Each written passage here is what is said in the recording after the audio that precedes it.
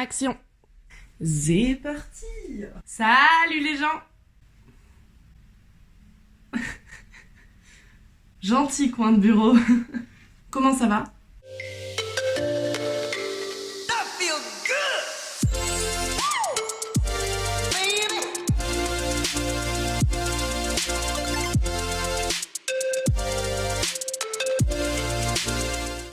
Il fait beau, hein. Ouais, il fait beau, c'est trop bien. Vivement l'été. Tap tap content. Comme dans mes vidéos précédentes, je vais vous demander de vous abonner si ce n'est pas encore fait. Et il y a un bon pourcentage d'entre vous où ce n'est pas encore fait, hein, je passe ma vie à la répéter. Du coup, je vous laisse vous abonner, lâcher un like s'il vous plaît, un commentaire pour m'aider au référencement. Et c'est parti pour la FAQ partie 2. Je fais vachement de partie 2 en ce moment. D'ailleurs les gars, il s'est passé quoi? Pourquoi la partie 2 de la vidéo sur les chats, elle vous a pas plu? Parce que la première vous avait grave plu et j'ai pas compris pourquoi. La deuxième partie a fait un flop. Peut-être que vous êtes chelou et que d'un coup vous aimez plus les chats. Je ne sais pas. Dites-moi parce que j'ai pas compris. J'ai pas de boucle mais faites comme ça. Si vous n'avez pas vu ma FAQ partie 1, je vous la mets juste ici dans le petit i. Cliquez, vous verrez, c'est super cool. J'adore faire mon auto-promo, c'est vraiment toute ma vie ça. Bah t'es bonne communicante ou tu l'es pas. Hein.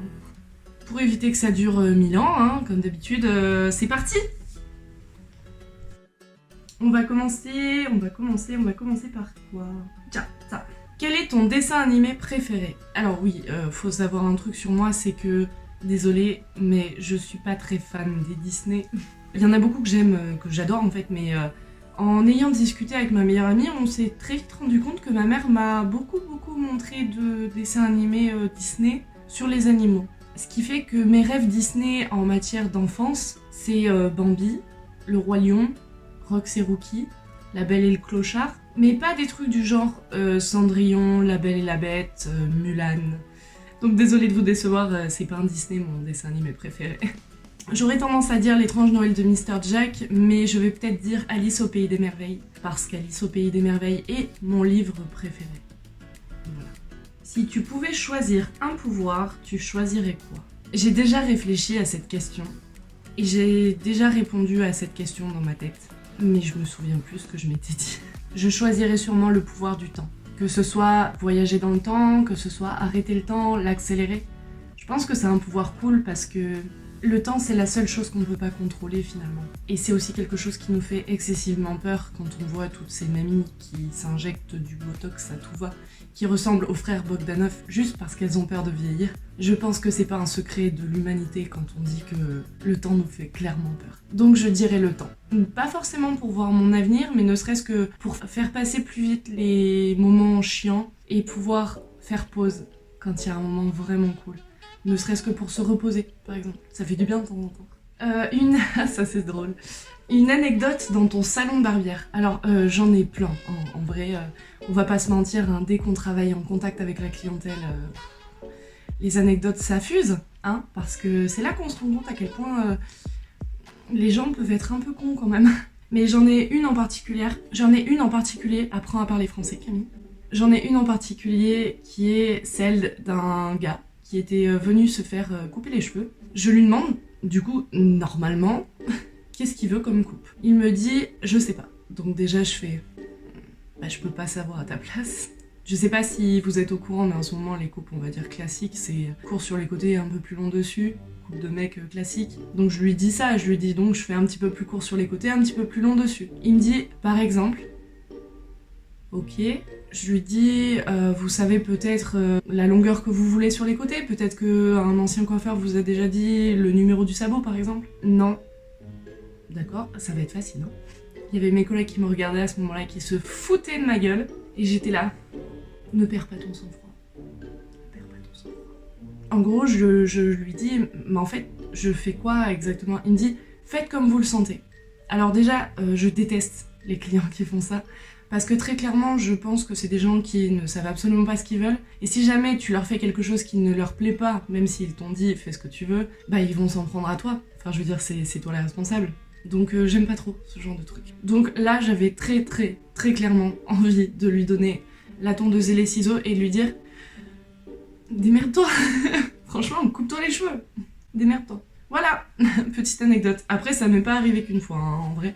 Entre les clients qui te disent ah ouais, mais chez moi, c'est bizarre, c'est pas comme ça. T'as envie de leur dire bah fais-le chez toi alors. Si t'es pas content de ce que moi je te fais, tu me donnes pas d'indication, donc je fais avec ce que j'ai quoi. Enfin voilà. Le métier que tu voulais faire quand t'étais petite. Astronaute. Non, je déconne. Non, pas du tout en plus. J'ai jamais voulu faire des... Enfin, je crois pas, en tout cas, il faudrait peut-être que je demande à ma mère. Mais j'ai jamais voulu faire des métiers un peu originaux comme ça. Ou princesse, par exemple. Moi, perso, attendre dans une tour qu'un mec vienne me sauver, c'était pas trop mon délire. Je pense que j'ai vite compris que de toute façon, je pouvais attendre un moment. Alors, moi, je voulais être journaliste. Voilà. C'est le métier que j'ai voulu faire pendant très longtemps. Et du plus loin que je me souvienne, j'ai toujours aimé écrire. Donc journaliste, ça me paraissait bien. Je sais, c'est pas un métier qui fait rêver quand t'es petit, normalement. Si tu ne devais choisir qu'une seule chanson à écouter jusqu'à la fin de ta vie... Non mais la plaie, les gars, sans déconner, c'est quoi cette question? Mais je vais péter un plomb, même si je choisis ma chanson préférée. Ma chanson préférée, c'est Bohemian Rhapsody de Queen. Je suis une grande fan de Freddie Mercury. Mais je vais péter un plomb. Non. Ah non. Pas contente. Tes projets pro pour l'avenir. Question vaste. En vrai, là tout de suite pour l'instant, je fais mon truc, je fais mes projets. Je poste une photo par jour sur Insta. Toi-même tu sais, si tu me suis sur Instagram. Je te mets mon blaze juste là. Vas-y, n'aie pas peur. On est vachement bien là-bas. Je fais YouTube, une vidéo par semaine. Pour l'instant, je ne travaille pas à côté. Et j'écris aussi un livre que j'ai un peu laissé en stand-by depuis que j'ai commencé YouTube. Mais disons que ce livre, je l'ai commencé quand j'avais 18 ans. J'en ai 25, il serait peut-être temps que je m'y remette quand même. J'aimerais bien le terminer à un moment donné. Donc bah pour le moment, c'est ça. Voilà. Samsung ou Apple? Je sais qui c'est qui m'a posé cette question. Et bah aucun des deux. Enfin Apple aussi parce que j'ai un Mac. Mais j'imagine que la question c'était pour les portables. J'aime pas les iPhones, je trouve qu'il y a bien mieux pour moins cher. Donc Huawei. Vu que moi c'est un Huawei. Et d'ailleurs, si vous me suivez sur Insta, toutes les photos que je fais sont faites avec mon Huawei P20 Pro. Voilà, mon téléphone me va très bien. Et d'ailleurs, la vidéo que vous regardez là, tout de suite maintenant, est filmée avec le P20 Pro. Donc plutôt pas mal comme téléphone. Ton avis sur les zoos, y compris ceux qui essaient de faire reproduire des espèces en voie d'extinction? Alors, à première vue, j'aurais tendance à dire que je suis contre les zoos. En règle générale, tous les endroits où on utilise les animaux à des fins commerciales, c'est pas vraiment mon délire, je comprends pas le principe. Enfin, je me dis que si jamais on mettait des enfants dans des cages pour divertir les gens, ça ferait quand même plaisir à pas grand monde. Du coup, je me dis les animaux, faut peut-être arrêter. Ceci dit, évidemment, les zoos qui sont vraiment des réserves naturelles où il y a des espèces qui sont en voie d'extinction ou qui sont presque même déjà éteintes et qui n'existent que dans ces zoos-là, évidemment que je les encourage. Mais il y a quand même un énorme fossé entre ces zoos-là et d'autres zoos. D'ailleurs, vous dites zoo ou zoo? Parce que c'est vrai que ça peut porter à confusion quand tu dis les zoos. Je vous laisse réfléchir. As-tu quelqu'un qui t'inspire pour tes publications? Alors bah du coup évidemment c'était des questions qui étaient posées sur Insta, donc c'est par rapport à Instagram. En réalité, oui et non. Il y a une Instagrammeuse que je trouve incroyable, mais je m'inspire pas d'elle parce qu'elle a juste un talent qui n'a rien à voir avec le mien. C'est juste genre le summum du talent de photographe. Elle s'appelle Hello Emily, je vous mets son Insta. Bah, juste là et dans la description. J'aime beaucoup ce qu'elle fait mais je m'en inspire pas. En fait mes publications en règle générale, vous savez mon amour pour Pinterest. Si vraiment j'ai des idées de photoshoot et que je veux trouver vraiment une idée concrète, je vais sur Pinterest. Sinon c'est juste mon imagination et ma vie de tous les jours. Quelle est la chose qui te fait vibrer en ce moment? Une seule. J'ai failli sortir une blague douteuse. Désolée, je suis dans la lune, je reviens. Pardon.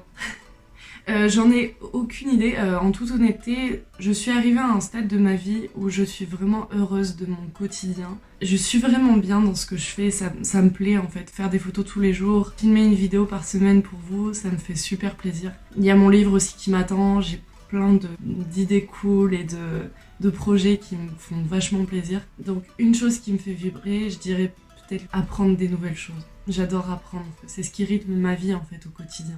Quelle est ta plus grande peur? Bah du coup c'est un petit peu lié avec ce que je viens de dire par rapport à mes projets. J'ai vraiment très peur que mes projets n'aboutissent pas ou que je ne réussisse jamais à en vivre. Je vous l'ai déjà dit, donc dans la FAQ partie 1, mon rêve ce serait vraiment d'être mon propre patron, de travailler pour moi et de faire ce que j'ai envie de faire, comme beaucoup de gens, sauf que je me donne vraiment les moyens de le faire. contrairement à beaucoup de gens qui ne s'en donnent pas les moyens ou pensent tout simplement qu'ils sont pas capables. D'ailleurs les gars, juste un truc pour vous rappeler vite fait, vous êtes capables. Voilà. Ça fait du bien de l'entendre de temps en temps. Vous êtes capable. Donc ma plus grande peur, ce serait que ce rêve-là ne se réalise pas, mais d'un autre côté, comme je crois beaucoup à la loi de l'attraction, la positivité, etc., vous savez, tous mes trucs un petit peu cucu qui cassent les couilles à beaucoup de gens, je serais d'avis de pas forcément épiloguer sur cette question parce que la peur n'évite pas danger, donc je préfère rester dans la positivité. Aimes-tu l'art? Et si oui, lequel plus particulièrement? Alors évidemment que oui, j'adore l'art. Je suis quelqu'un d'hypersensible.